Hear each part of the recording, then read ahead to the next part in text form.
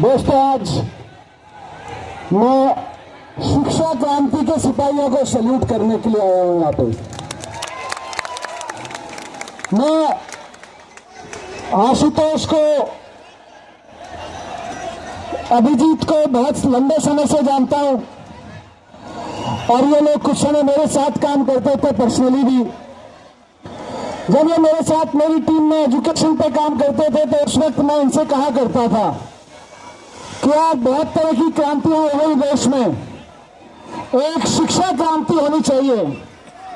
आज मुझे बहुत गर्व है कि आशुतोष, अभिजीत, सौरभ, यहाँ खड़ी हुई सारी टीम, यहाँ बैठी हुई सारी टीम इस देश में एक एजुकेशन क्रांति चला रही है। मुझे बहुत फख्र है इस बात पर कि 3 महीने पहले तक हमारे देश में अगर कोई कहता कि हमें एजुकेशन के नाम पे क्रांति करनी है, शिक्षा सुधारों पे क्रांति करनी है, परीक्षा के घोटालों पे क्रांति करनी है, तो शायद कोई मजाक उड़ाता कि एजुकेशन के नाम पे भी क्रांति होती है क्या। लेकिन आप लोगों ने करके दिखा दिया, आप लोगों ने और आप लोगों ने, यहां जो लोग खड़े हैं।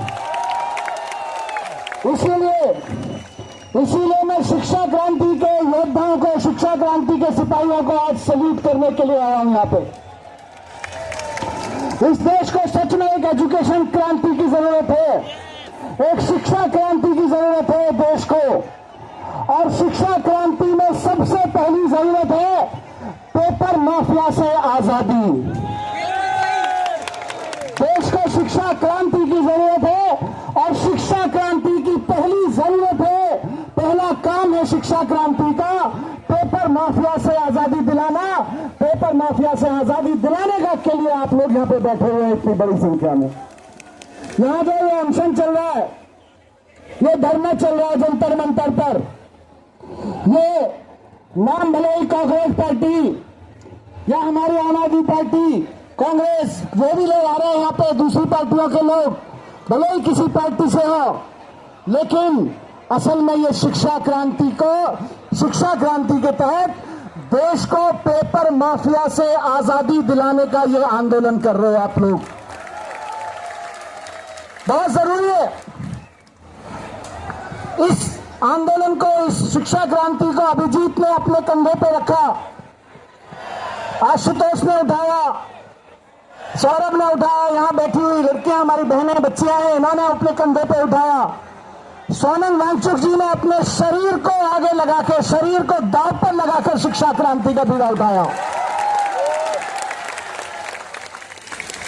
मैं कल देख रहा था सुबह सोशल मीडिया पर वीडियोस देखे मैंने इसी स्टेज के, मुझे आश्चर्य हुआ कि देश के प्रधानमंत्री को 20 दिन तक देश के प्रधानमंत्री सोनम वांगचुक जी को नजरअंदाज करते रहे, और जब 20वें दिन उनको लगा कि ये लड़के तो बढ़ते जा रहे हैं, लड़कियां तो बढ़ती जा रही हैं, तो वो कहते हैं ना, सफेद चादर वाला जादू किया कल प्रधानमंत्री जी ने। कल प्रधानमंत्री जी ने इस स्टेज पर अपने गुंडे भेजकर सफेद चादर वाला जादू दिखाया। जैसे हम बचपन में जादूगर का खेल देखते थे ना, कि जादूगर आता था, कोई चादर दिखाता था और उसके पीछे से बंदा गायब हो जाता था। कल प्रधानमंत्री जी ने वही किया, सफेद चादर वाले गुंडे भेजे और जादू दिखा के सोनम वांगचुक जी को यहां से गायब कर दिया, छूमंतर कर दिया अस्पताल के लिए। मैं कल वो वीडियो देख के सोच रहा था कि नरेंद्र मोदी जी, काश ये सफेद चादर वाला जादू आप देश के शिक्षा मंत्री की कुर्सी के सामने दिखा देते तो अपनी कुर्सी से धर्मेंद्र प्रधान गायब हो जाता। अरे आपको सफेद चादर वाला जादू अगर आता है तो जाके धर्मेंद्र प्रधान की कुर्सी के सामने चादर फैला के एक बार गिली गिली बादशाह करिए, धर्मेंद्र प्रधान को गायब करिए वहां से। सोनम वांगचुक को यहां से हटाने से आंदोलन नहीं हटेगा। सोनम वांगचुक जी को गिली गिली बादशाह करके सफेद चादर के पीछे से छिपा के आपने जादूगर की तरह से गायब किया, इससे आंदोलन खत्म नहीं होगा। कल सुबह के बाद में आंदोलन जंतर मंतर पर बढ़ता जा रहा है, मैं ये देख रहा हूं। एक बच्चा, और क्यों बढ़ रहा है? क्योंकि हमारे यहाँ सिस्टम है देश में कि बच्चा पढ़ाई करता है, बच्चे को एग्जाम देना होता है, यह बताने के लिए कि मैंने ठीक से पढ़ा कि नहीं पढ़ा, मेरी परीक्षा ले लो। हम बच्चे की परीक्षा लेते हैं, बच्चे ने ठीक से पढ़ा कि नहीं पढ़ा, यह जांचने के लिए बच्चे की परीक्षा होती है। और परीक्षा ठीक से कराई गई कि नहीं कराई गई, यह सरकार की परीक्षा है। बच्चा अगर किसी एग्जाम में फेल हो जाता है तो क्या करते हैं? उसको आगे बढ़ने से रोक देते हैं, अगली क्लास में जाने से रोक देते हैं। ज्यादा फेल हो जाता है तो कहते हैं भाई इस क्लास में भी मत रहो। यह सरकार पेपर कराने में फेल हो गई है। शिक्षा मंत्री धर्मेंद्र प्रधान परीक्षा कराने में फेल हो गए हैं। देश की जनता चाहती है कि वो कुर्सी छोड़ दें। एक बच्चा अगर एक एग्जाम में फेल हो जाता है तो आप कहते हो क्लास छोड़ दो। हम कहते हैं धर्मेंद्र प्रधान, आप पूरे देश की परीक्षा कराने में फेल हो गए, आप कुर्सी छोड़ दो। ये परीक्षा में फेल होने पे बच्चे ही क्यों अपनी पढ़ाई छोड़ें? धर्मेंद्र प्रधान को भी फेल होने पे धर्मेंद्र प्रधान को अपनी कुर्सी छोड़नी चाहिए। अगर मोदी जी के शिक्षा व्यवस्था में अगर बच्चा फेल हो जाए तो उसकी पढ़ाई बीच में छोड़ने का प्रावधान है, और धर्मेंद्र प्रधान अगर फेल हो जा रहे हैं, उनकी कुर्सी छोड़ने का प्रावधान नहीं है, तो ये बच्चों के साथ नाइंसाफी है। दोस्तों, ये लड़ाई बहुत लंबी चलेगी। एजुकेशन रिफॉर्म कोई छोटी चीज नहीं है। अभी तो आप शिक्षा की लड़ाई लड़ रहे हो, पेपर की लड़ाई लड़ रहे हो। कई तरह के रिफॉर्म की जरूरत है एजुकेशन में।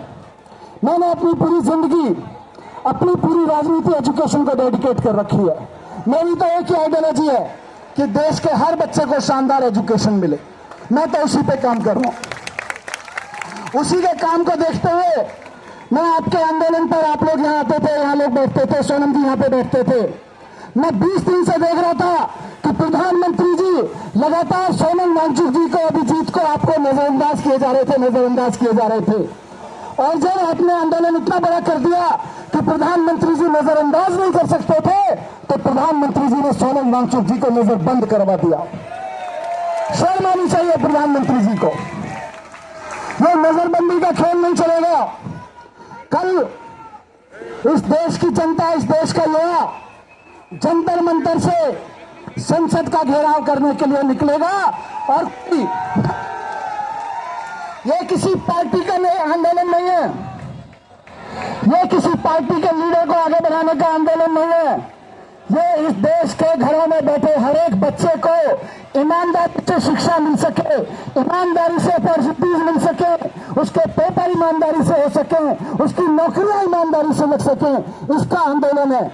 इसलिए आज सीजेपी के इस मंच से मैं आह्वान करना चाहता हूं देश की सारी राजनीतिक पार्टियों को, और जब मैं कह रहा हूं सारी, तो मैं बीजेपी को भी आह्वान करना चाहता हूं कि अगर अपने बच्चों से प्रेम करते हो तो आओ जंतर मंतर और चलो पार्लियामेंट की तरफ। ये खाली सीजेपी की लड़ाई नहीं है, ये आम आदमी पार्टी की लड़ाई नहीं है, ये कांग्रेस वालों की, ये लेफ्ट वालों की, ये समाजवादी पार्टी वालों की लड़ाई नहीं है। ये लड़ाई तो भारतीय जनता पार्टी वालों के बच्चों की भी है। अभिजीत अभी बोल रहे थे कि कुछ नेताओं के बच्चे तो विदेश में चले जाते हैं। अरे भाई, कुछ कह जाते हैं बीजेपी के कार्यकर्ता के नेताओं के बच्चे, जो नीचे के कार्यकर्ता हैं, उनके तो दिल्ली के मेडावली के स्कूल में पढ़ते हैं। मैं जानता हूं कि उनके तो वही देश में पढ़ते हैं। तो बीजेपी के कार्यकर्ताओं को भी मैं आह्वान करता हूं कि राजनीति भूल जाइए। कल सुबह जब उठे, अपनी बगल में, अपने घर में लेटे हुए उस बच्चे की शक्ल देखिए और कसम खा के निकलिए कि आज मैं बीजेपी के लिए नहीं, किसी पार्टी के लिए नहीं, अपने बच्चे के लिए जंतर मंतर जा रहा हूं। और घेरिए संसद को, मांगिए इस देश के शिक्षा मंत्री का इस्तीफा। इस देश के शिक्षा मंत्री को इस्तीफा देना होगा। नारा लगा के बताइए, धर्मेंद्र प्रधान को इस्तीफा देना होगा, शिक्षा मंत्री को इस्तीफा देना होगा, इस्तीफा देना होगा। बहुत बहुत धन्यवाद। मैं 20 जुलाई को यानी कल आपके साथ खड़े होकर मार्च करने में चलूंगा।